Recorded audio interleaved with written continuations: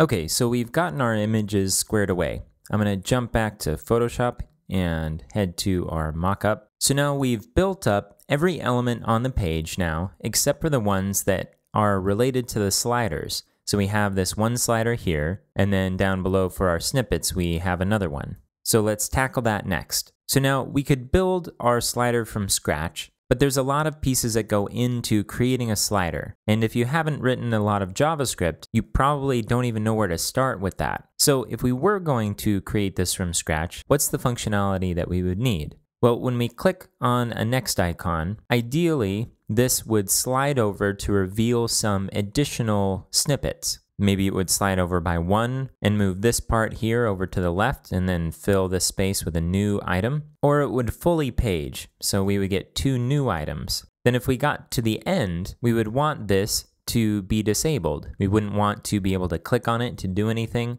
and we'd want to give it this look like it was disabled. For our CSS, we would need a box that would fit the content that we want to display, and likely it would hide the rest of the content off to the side, and as we click next, the whole thing would just kind of slide over and reveal a different part of those items. Now, if you are a programmer, that probably doesn't sound like too much work. I mean, it's definitely doable. But when you consider the possible variations that a slideshow might have, say comparing this version here with the one up here, then things start to get a little bit more complicated. If we want to use the same code, we need to be able to modify some things. Like we might add some pagination or not. We might use different icons or visuals for the forward and back, and we might have a different number of items to display here. Up top we have one, down below we have two. And then things become even trickier when we try to integrate touch devices. So on a computer, we use our mouse to click around.